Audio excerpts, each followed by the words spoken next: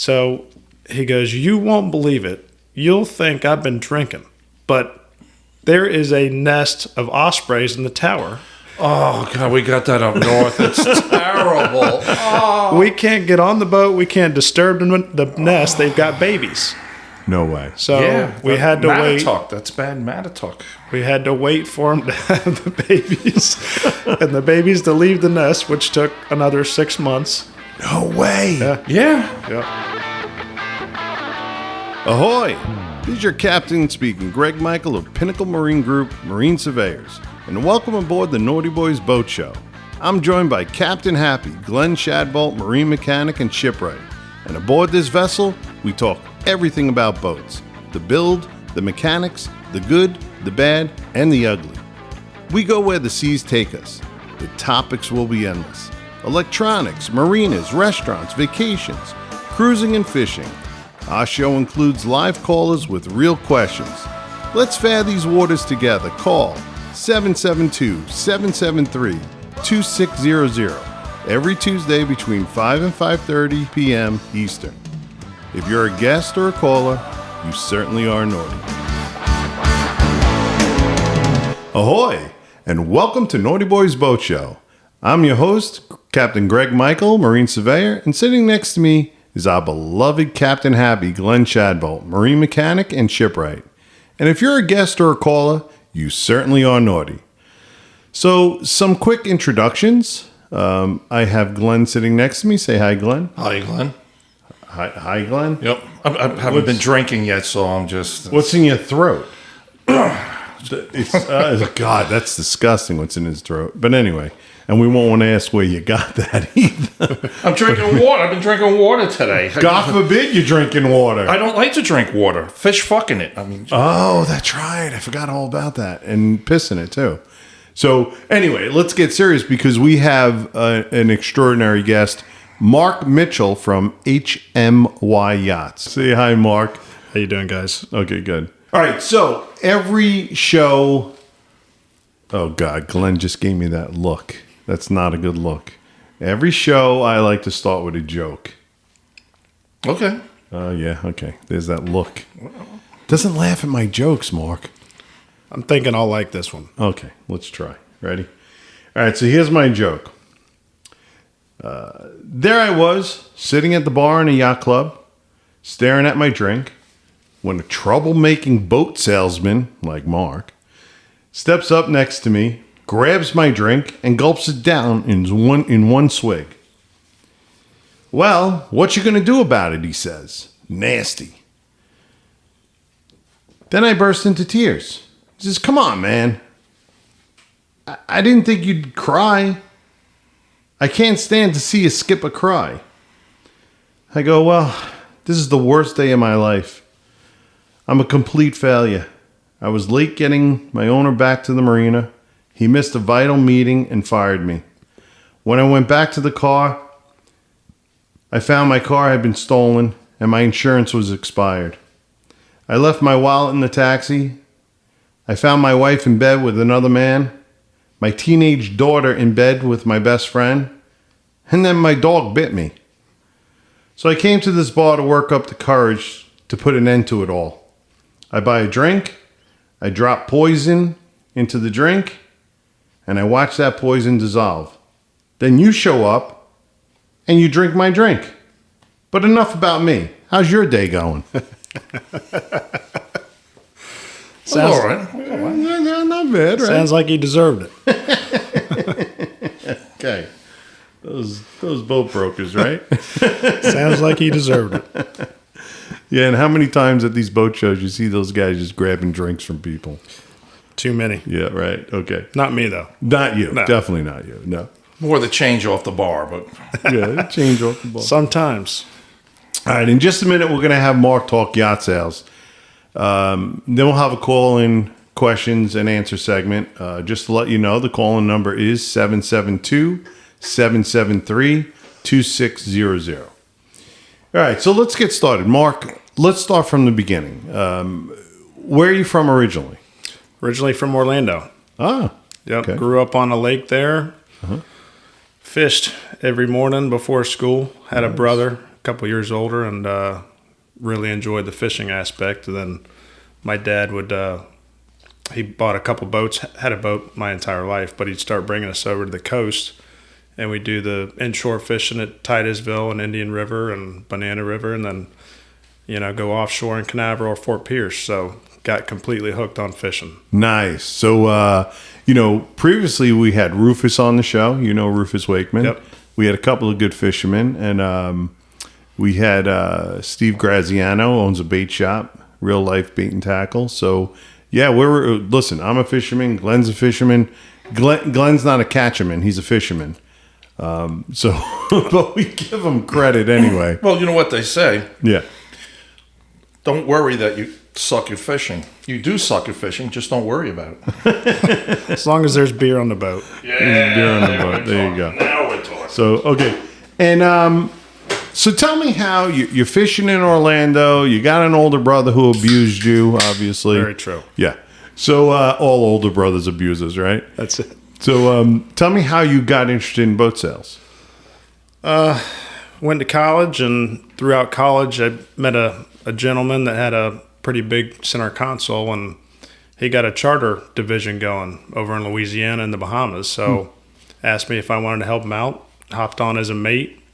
While doing that, got my captain's license.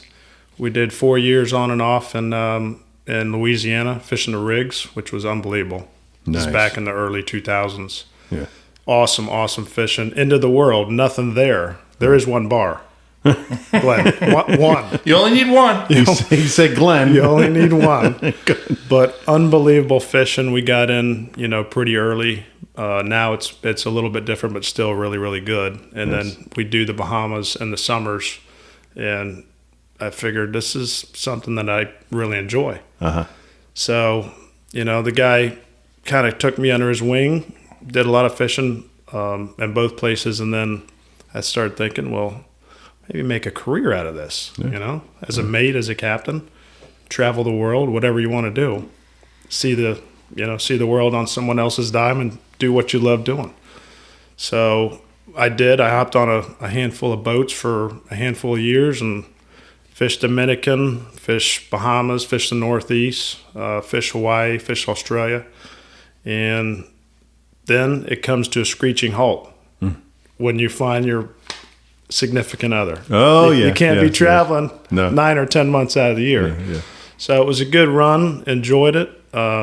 Still do a lot of fishing with clients, tournament fishing, everything. But settled down, had a family, and next best thing to fishing was selling boats. There you go.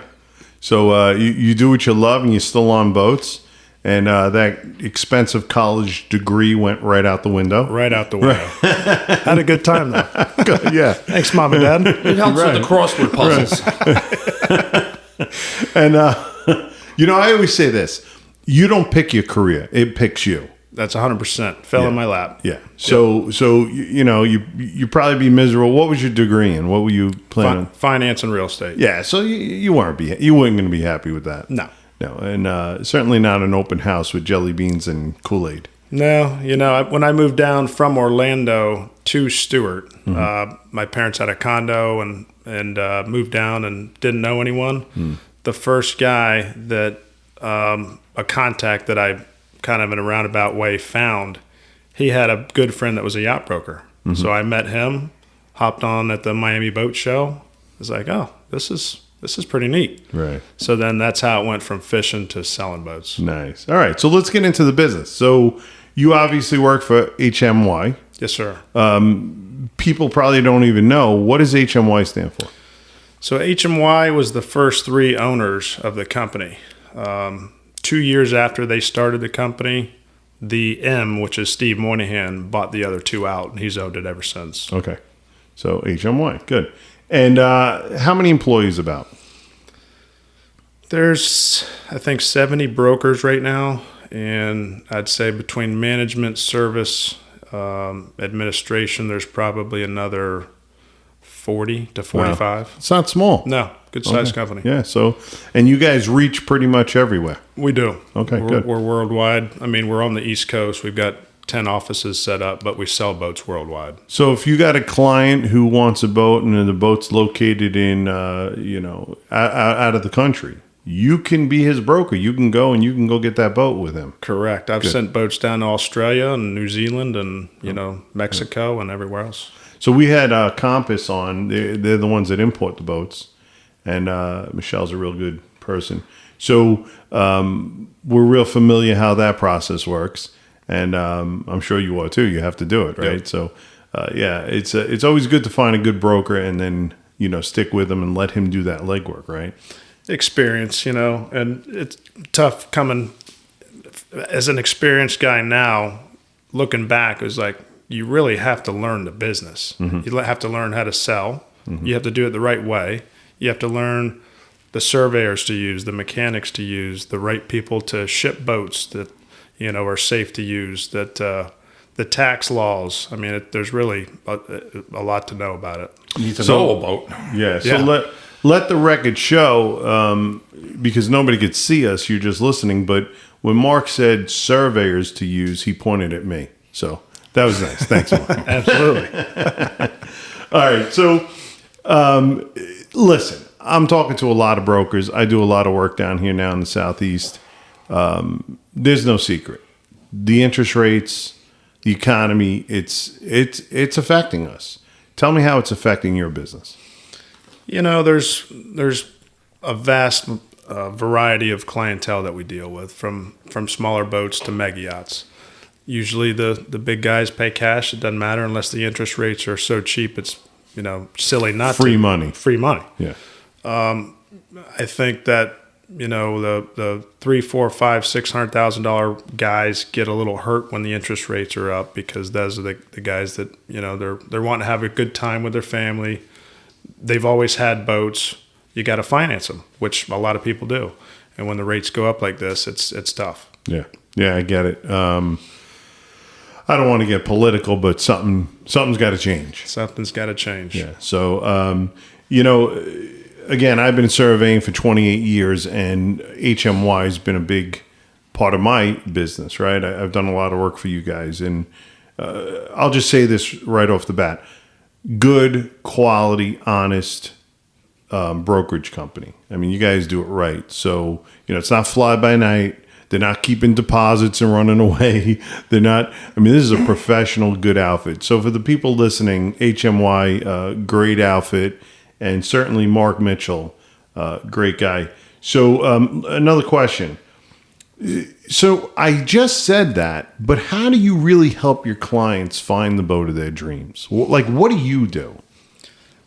I think that if it's a fresh, new person, then you sit down with them, ask a lot of questions, and let them answer and let them ask questions. And you try to dial in, how are they going to use the boat? Where are they going to go? What's their dockage or marina set up? And try to see what they actually need and what fits their needs. Their and then skill go set. from there.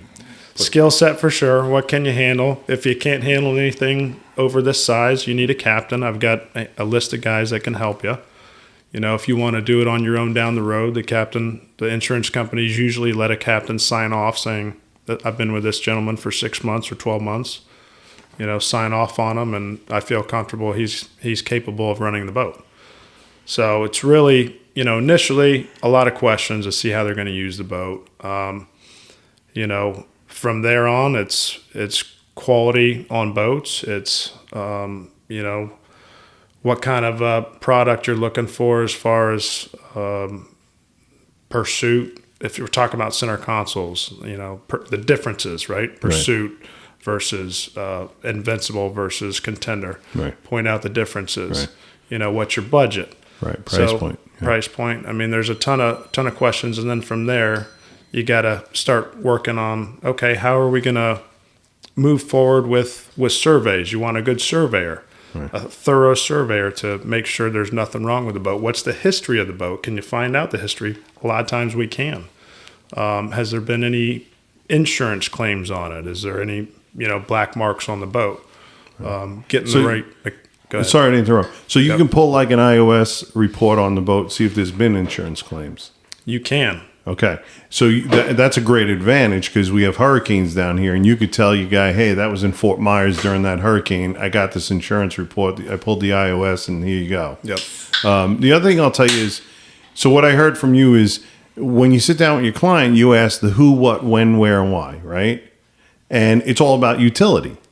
So you're not going to sell a offshore contender or a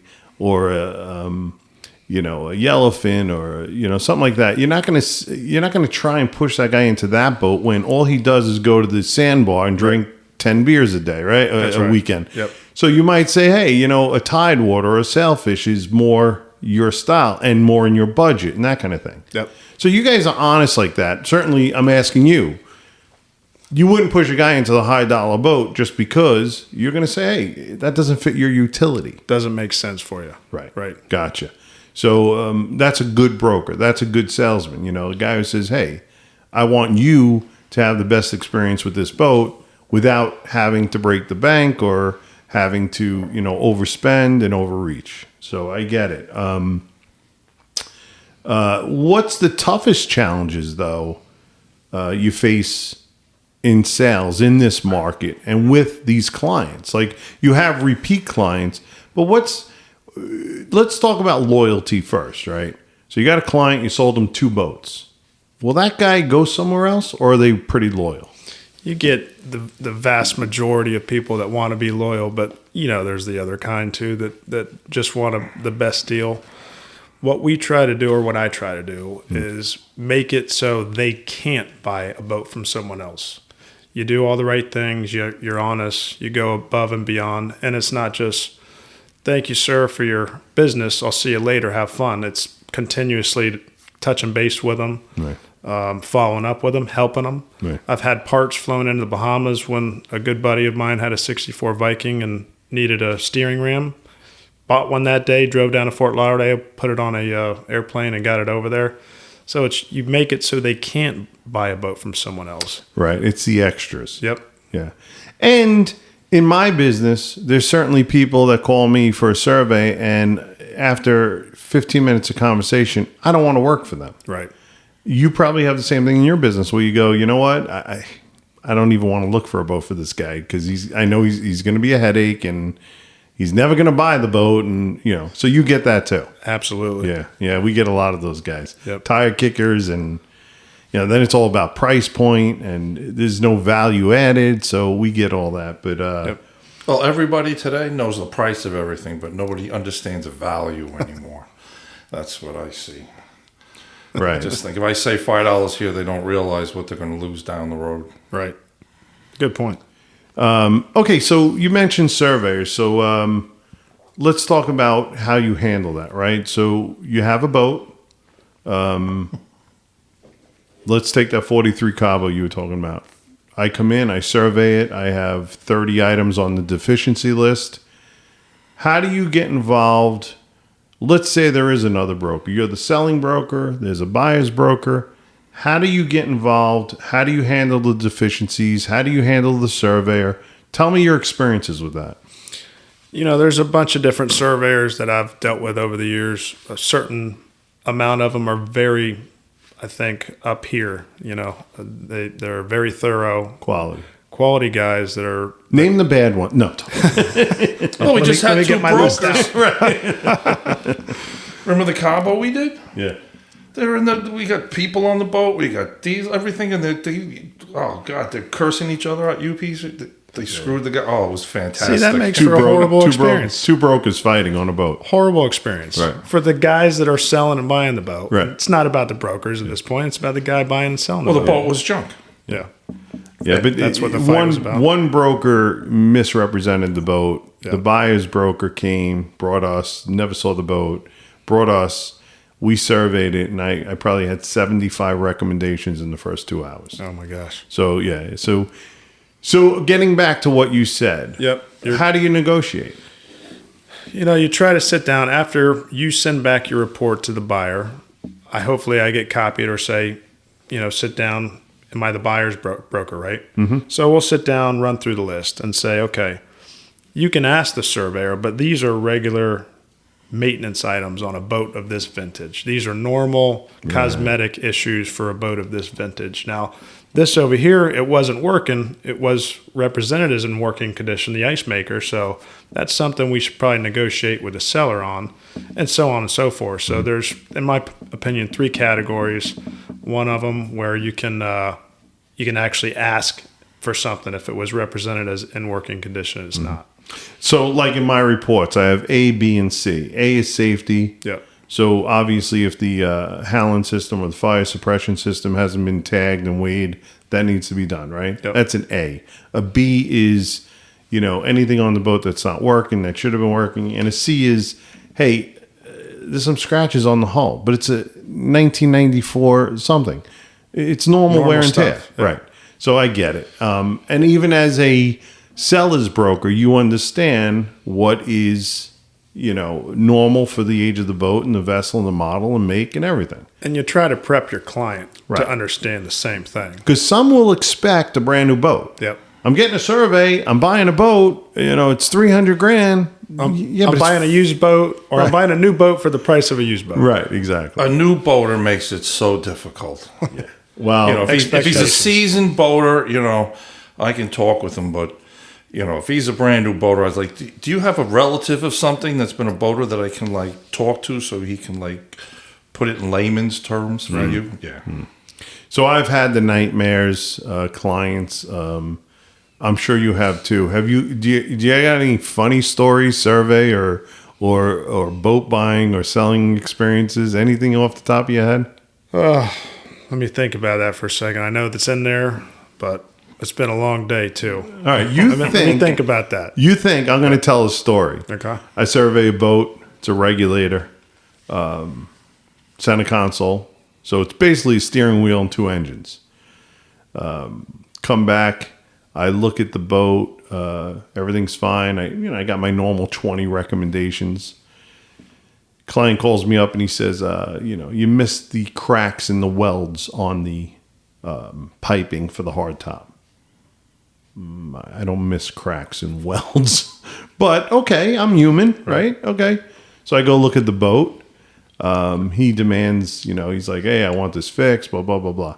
Well, make a long story short, some fisherman and a broker that sold him the boat said, that guy was out the other day in those 6-footers doing 30 knots wave hopping. Well, where do you think the cracks in the wells came from? So we shut that down real quick. So we get that, though. Okay. So we get that. You got to give me one. Come on. All right. Couple I can think of. Probably one of the funnier ones. I listed a 58 Viking. I was a younger broker, which I started in 2008 when things were really good. Right. Or bad. Yeah, Obama years, yeah. Yeah. Back when everything was pretty tough. Yeah. So I'm excited about listing this 58 Viking. It's got a tower. I haven't seen it yet. I drive over to see it. It's not the nicest boat in the world, but it's sellable, right, at the right price. So it took a while to sell the boat, 6, 7, 8 months, being on the West Coast, the economy, everything. Well, we finally get a buyer who's interested, and he wants to drive over to look at the boat. And the owner calls me. He goes, you can't come over here and look at the boat. No one can get on the boat. And I'm like, well, what's wrong with it? So he goes, you won't believe it. You'll think I've been drinking. But there is a nest of ospreys in the tower. Oh, God, we got that up north. It's terrible. Oh. We can't get on the boat. We can't disturb the nest. They've got babies. No way. So we had to wait. Matatuck. That's bad Matatuck. We had to wait for them to have the babies and the babies to leave the nest, which took another 6 months. No way. Yeah. Yep. That was brutal. Wow. I hate ospreys. I hate ospreys? Have you ever, after they have the babies, right, they teach them how to fly. They are the noisiest little motherfuckers. And for hours, you'll be working on a boat, and you'll have 2 or 3 of these things, and they have this high-pitched noise. Whiny little bastards. You'll be, for 3 hours, they'll be flying over your head. If I had a gun, and if it wasn't illegal, I'd blow them out of the fucking air. Just like your ex-wife. No, I was going to put her in 200 feet of water. That's a whole separate thing. Yeah, that's why you wanted to cement blocks that day. So, It's 200 so wait, pounds. did you end up selling the boat? I ended up getting 2 of the best clients off that listing, and I sold them other boats, and I did sell that boat a year later. Good man. Yep. Good man. It worked out. So patience. Yep, it Good. worked out. Good. So what I'm getting is there are brokers and there are brokers, and you know them, right? So you deal with them all the time. In my business, my motto is just be honest. You know, if I'm honest, Simple. Right? It's simple, right? So I go to a boat, and my motto is this: I didn't build the boat. I didn't maintain the boat. I don't own the boat. What are you blaming me for? Yep. Right. And a broker is kind of the same thing. You know, you're going into you're showing your client something that you have really no idea yet. And once the dust settles, you say, okay, here's the survey. Now we got to deal with it. So it's you know, in that sense, it's a tough business. Well, for me, it is what it is, right? And I'm just there to tell you how much money it needs. So, everybody gets all, here and there. It's a boat. It needs money. Why don't we just figure out what it needs, and you two people then come to a thing? But no, everybody tries to hide everything and everything. And that's what makes it difficult. It is what it is, and it needs what it needs. Right. Hiding just throw it all out the table. Put it on the table. And then let the buyer and the seller figure it out. That's the best policy right there. That's it. Yep. Got to be agree. honest. Yep. Yeah. So I get it. All right. Listen, how can people get in touch with you? I'm on Facebook. I got at Mark Mitchell Yachts. Phone number 407-435-6982. Email is mmitchell@hmy.com. Okay, good. Appreciate that. Good. And again, you'll take a client and you'll go anywhere. Absolutely. Good man. Not afraid Free to travel. Yep. That's easy. Good. And you'll teach them how to fish if they need be. We'll see how the survey and the completion of the sale goes. That's good. All right. But the one thing I will tell you, again, HMY, these guys have always been good to me. I've always had good experience with the brokers. No pressure. Nobody's saying you have to say this, don't say that, do this, do that. So I never had that experience. With other places I have, and I won't work with them anymore. No. But okay, let me get this call, and we'll see what we got going on. Hi, welcome to Nauti Buoys Boat Show. Who am I speaking with, and who's your call for? Hi, this is Mark. I'm actually calling for Mark as well. Hi, Glenn and Greg there. Hey. Just had a question for Mark. All right, Mark, go ahead. Shoot. How do you retain and get a lot of your clients? I was looking through the HMY website. It looked like you had quite a few listings, and I'm just wondering how you get to all the customers you get to. Well, the funny guys say you got no gag reflex, but that's not how it really is. You love on them. You know what? You do all the right things like we talked about. You go about the survey the right way. You go about the whole process the right way. And then when you sell the boat, you help in any way that you can down the road. Whatever he needs, your phone's on, and hopefully they stick with you down the road. A lot of my clients are referrals and repeat clients, which is what you want. Right. Yeah. That's how I built my whole business. So, again, it goes back to honesty and it goes back to loyalty. Yep. And if you're loyal to them, hopefully they're loyal to you. So that's how it should work. So, Mark, did we answer your question? Yeah, absolutely. I appreciate it. Hey. Best of luck to you all, and thanks for doing the show. Yeah, thanks for calling in, man. All right. Take Thanks care. a lot. Bye-bye. Bye-bye. So, again, I don't want to keep going back to surveying, but I have clients that I've done 20 years ago, and I'm doing boats for their kids, and their kids' kids. How cool is that? So it just tells you something about who you are, Yep. Pretty neat. And then you get the other surveyors who are being sued every week. So, I don't want to be that guy. Yeah. Just be honest. All right, we got another call, so let's take this. Hi, welcome to Nauti Buoys Boat Show. Who am I speaking with, and who's your call for? Speaking to Steve from Port St. Lucie.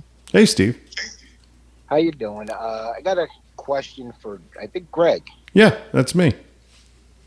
Okay. I've damaged my boat, and I have to go through the insurance. Yeah. What's the usual procedure on this? Great question. I do a lot of damage surveys for insurance companies. So I'm gonna let you know what their procedure is and what you're gonna go through. And again, honesty is the best policy here. But what they're gonna say is this: any damage you've done to your boat, they're gonna tell you to take pictures. They're going to want a written statement of the occurrence, what happened, circumstances.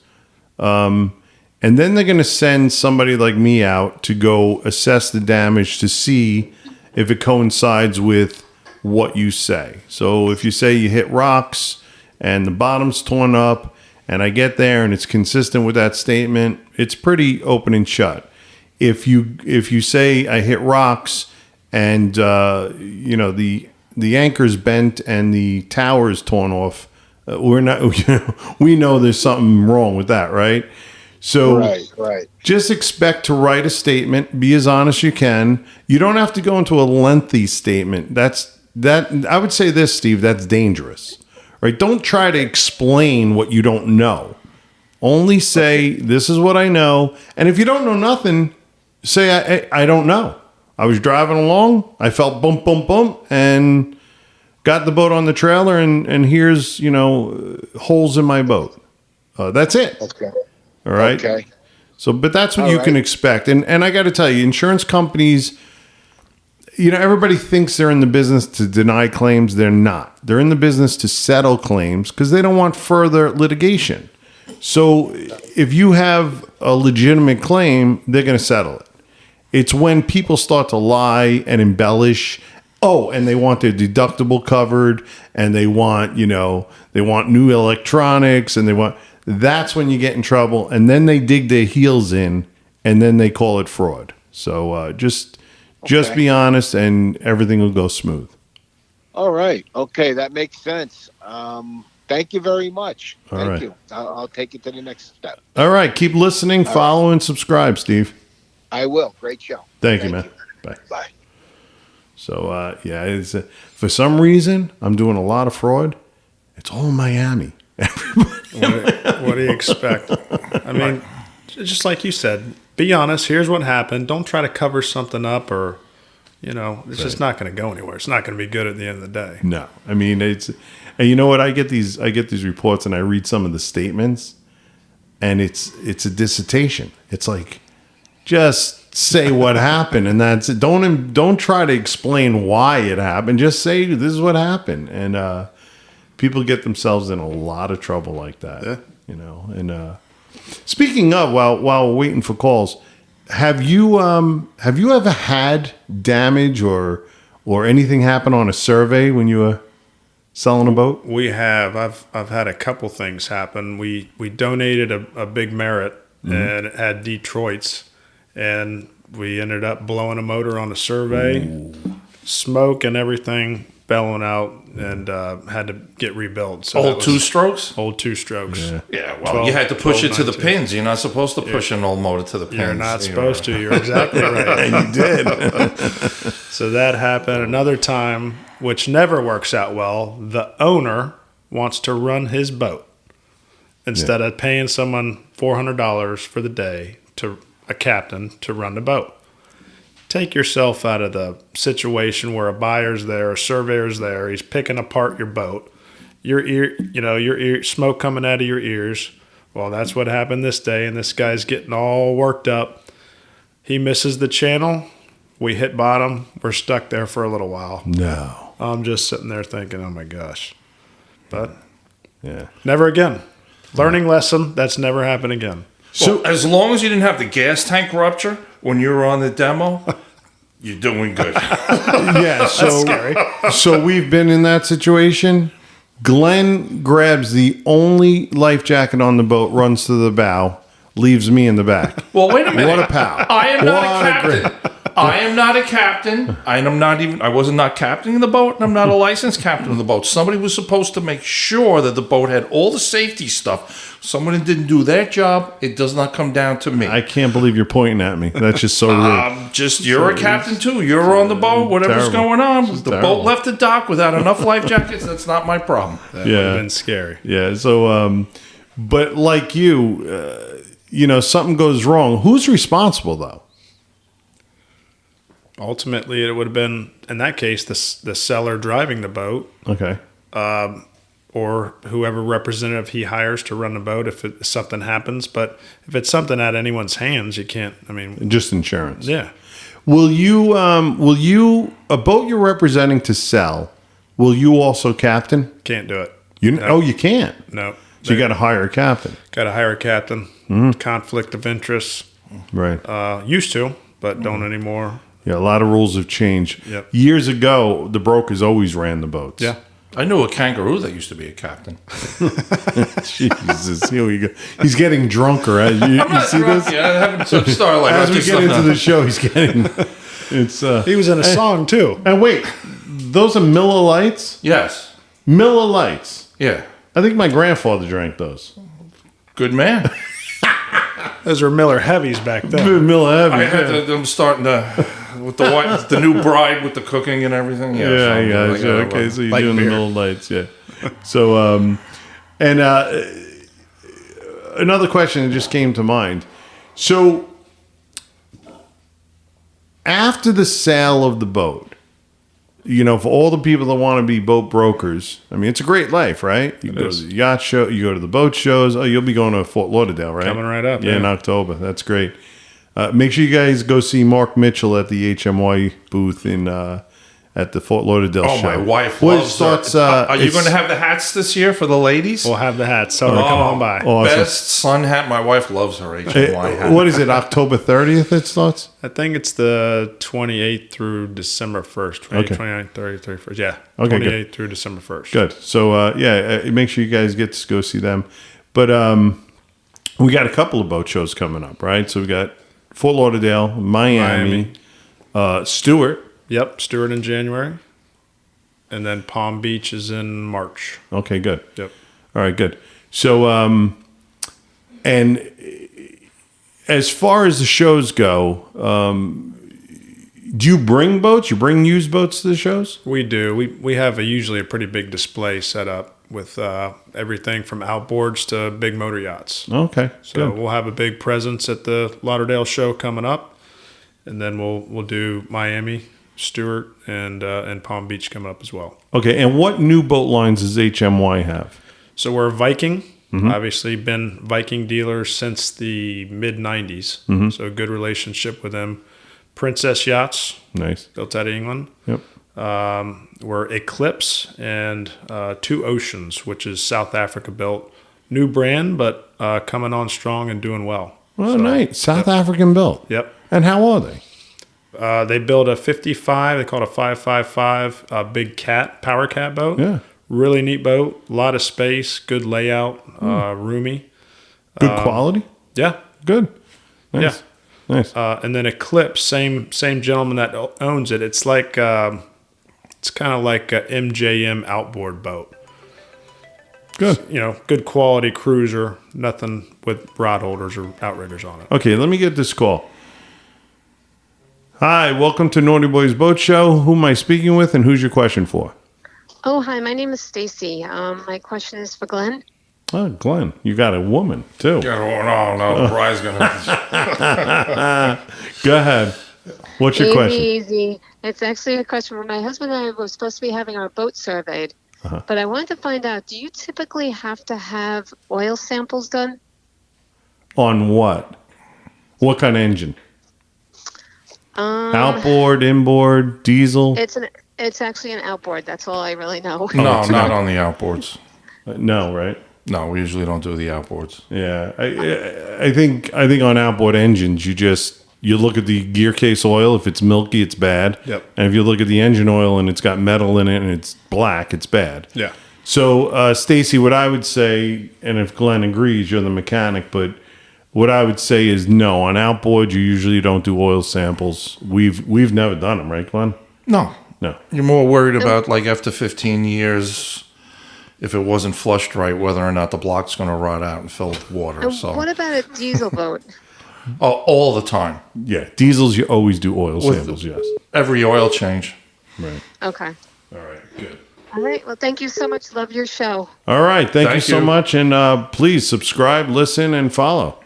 I do every week. All right, good. Thank you so much, Stacy. Thank you. All right, Okay. bye-bye. Bye-bye. All right, good. Guys, we're getting way over time here. Mark can talk. Boy, can you talk. So we're That's going the first time anyone's ever said that to me. Boy, you can talk. So we're gonna kind of wrap this thing up. We like to do a tip of the day, right? So I got a tip. Glenn never has a tip. I I don't have a think good it's one, actually, this week. Well, I'm gonna go first. You always go first. I always You go have to first. That's why I'm gonna go first. So we're gonna go first. So my tip is, and I've said it before, when you're looking for a boat, find a good yacht broker like Mark Mitchell, right? And I say that because it's a lot of legwork. It's a lot of what ifs. It's a lot of, do I need this? Do I need that? People typically go on Boat Trader or Yacht World, right? And they typically look at these boats, and what do? Mark? They go for the cheapest boat, right? Yep. I'm looking for a center console, blah blah blah, and I look at the cheapest boat. It's the cheapest boat for a reason, right? So chances are, if it's in Mark's area, he probably knows the boat, right? And if not, you're going to let him do the legwork. Let him make the call. Let him say, "Hey, what's wrong with this boat? I'm a professional broker. You got to be honest with me. Tell me what's going on." And if there's another broker involved, usually they say things, and I could be wrong, but you could tell. They usually say things like, "Hey, listen, this thing, this thing needs work. It needs help." So they may save you a lot of time, a lot of trouble. You're driving places, you're flying places, you're calling. It's a lot of work. And you may not look at one boat. You may look at 5, 6, 7 boats. Let your yacht broker work for you. It's worth it. Trust me. I bought boats and had brokers work for me, and I'm a surveyor. So what say you to that, Mark? No, good point. I would continue that. And when you're interviewing, interview people. Right. Interview guys, take a referral from your friend. Hey, who'd you buy your boat from? Right. How was he? Right. Does he look after you? Is he knowledgeable? A lot of these guys, it's about knowing the product, right? Knowing the pointy end from the other end, and not as much as a surveyor or mechanic, but you have to be knowledgeable in all these aspects, and then also, being able to get through a negotiation, find the right boat. I'll do a lot of legwork, like you said, from a gentleman out of town that's looking down here for a boat, and I'll look at the 5 boats he's interested in, tell him, cross those 2 off the list. You need to come and look at this one specifically, but those other 2 to mix in case the price is right. Being able to find the right surveyor for him, right. the right mechanic, right. mechanical surveyor for him. Just everything, especially the owner-operators. Captain boats are a little bit different. Yeah. Because they'll have someone that's on the payroll full time that should have a good knowledge in the area, especially if they're local, with mechanics and electronics guys and everything else. But no, I appreciate what you said, and I agree with that. That's why you get paid, to do the work. Yep. Right. Okay, Glenn. Well, I was just going to say, you're not a dock line businessman. Once the dock lines come off, it's like, don't come back. See ya. So my thing was today, actually. So I have a captain that I work with, whatever, and he had a Sea Ray, and he asked me some questions. He thought he got electrocuted. He was touching the rudder. He got electrocuted, so he wanted me to come look at the boat. So I came look at the boat for him, one of his accounts, and he doesn't know the difference, since I've been electrocuted 1,000 times, between 12 volt and 110, and he touched the rudder, and he was laying on the positive of the battery, which is more of a burn than a shock. Right. But I had started at the dock, make sure that you have a ground, and one of his shore power things were very warm to the touch at the boat. Huh. And I unplugged it, and it was black and burned. So inspect your shore power cord. If you got a shore power cord and you look at the 3 things and it's black, You got to get rid of it. You got to change the other thing. Right. CRC them. Yeah. And if it's warm to the touch, don't use it. And if you're going to work on if you're going in the bilge and stepping in the water, unplug the boat. Just from someone who's been electrocuted on a boat literally over 100 times. Literally from experience, right? Yes. Not everybody knows the difference between 12 volt and 110. Right, yes. right. Okay, Mark, you got a tip? My tip for Glenn is drive safely tomorrow morning at 4 o'clock. No, the the bride's dropping me off. So Glenn's flying up north to do some work, so we'll say prayers for him, but good tip. Yeah. All right. Okay, so for any marine surveying information, please call 772-773-2600 or go to our website, www.pinnaclemarinegroup.com. Love to hear from you, and I'll definitely take questions if you call me asking me about boats. So I'd like to thank our producer, Micah Murley, and our production assistant, Samantha.